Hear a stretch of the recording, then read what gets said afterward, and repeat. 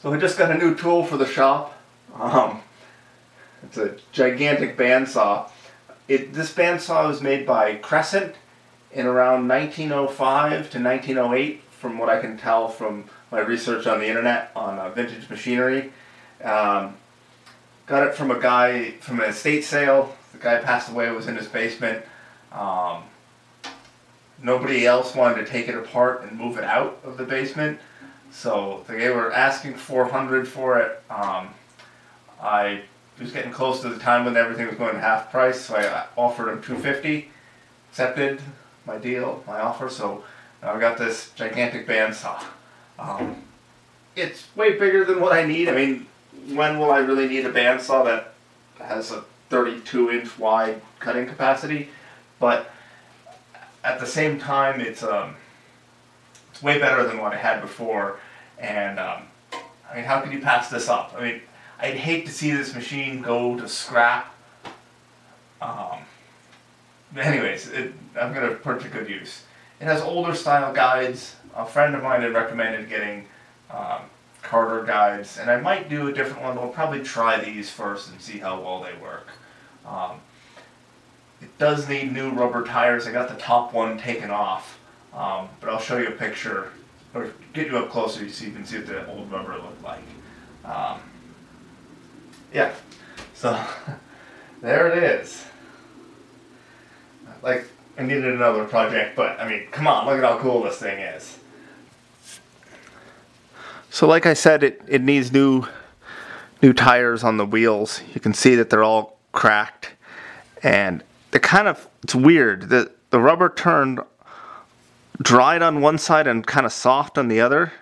It's kind of weird. Like, if you pick off a piece of it, it'll like mold back together. It's kind of weird. It's like a combination of crumbly and gooey. It's like half of it went softer and half of it got harder. So anyway, so these are all getting scraped off. I got a place that sells new wheels, no, new tires for the wheels. So I'm going to have fun stretching those on. So this is what the wheel looks like without the tires on it. It's just slightly grooved metal. It is slightly crowned, which is nice. If you put a straight edge on it, it's got a crown to it. So if the rubber wheels are flat, which I suspect they will be, it'll add a crown to them automatically. The blade guides are really nothing to write home about. You got this back spinny wheel and then the two blocks of metal. There's a shim between them, and the blade's supposed to ride between them. I don't know how well these work, but I'm going to try them out before I get new guides or make new ones. The motor setup is a little bit weird. Got this big motor. I don't know how many horsepower it is. There's a place where the nameplate was, but that's all fallen off. So your guess is as good as mine. It just runs on 110, so I'd assume it's a horse or horse and a half.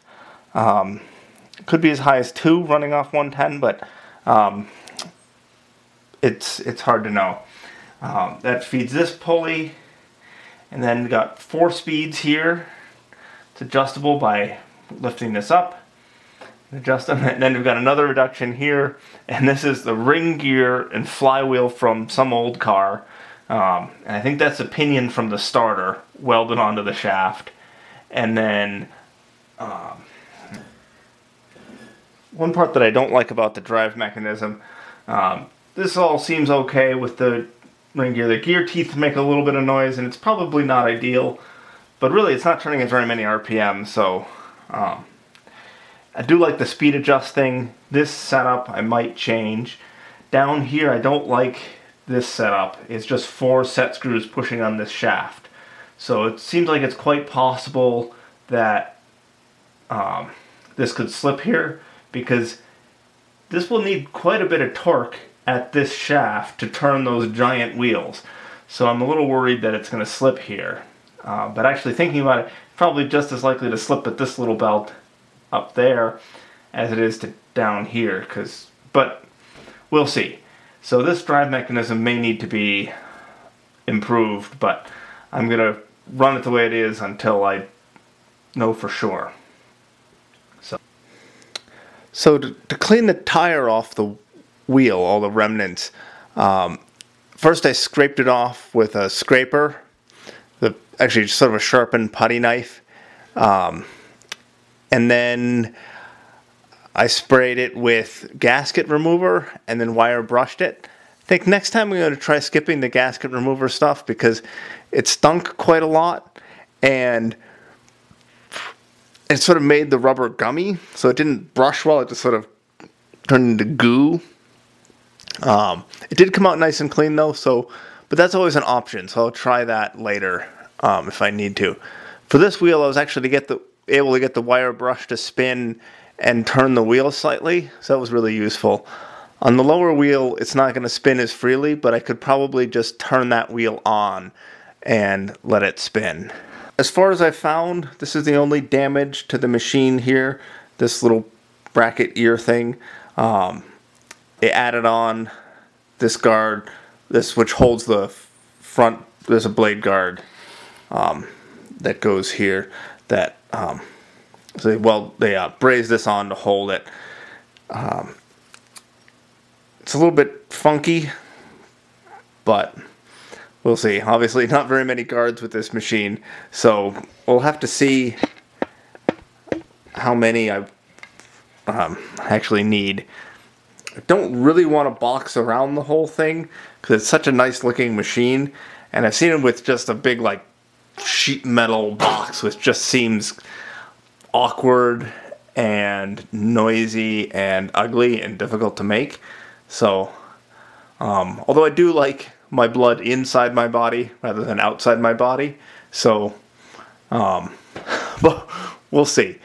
I might try to make something nice out of wood just to protect it in the important areas and protect my important areas. This is the bandsaw it's replacing. When I dragged that one, I was joking that this one must have felt rather inadequate. It's just a 12-inch Craftsman bandsaw. I've really been surprised at how useful a bandsaw is. I never really had one until I bought the lot of woodworking tools from my grandfather-in-law, or his estate anyways. But it's great for just quickly zipping up kindling or doing something where you don't have to worry as much as like a table saw, where you're not going to like just freehand something on a table saw, or if you are going to freehand something, you're going to be really careful. So anyways, this has been a really useful tool. I think the other one will be even more useful, but this is probably going to my dad's shop or possibly my brother, so it won't be too far away. I hope you liked this video. If you did, I'd hope you'd consider subscribing. I've got a virtually endless supply of projects I could make videos about. If there's something I can do better, or if there's a type of video you'd like to see more of, leave a comment down below.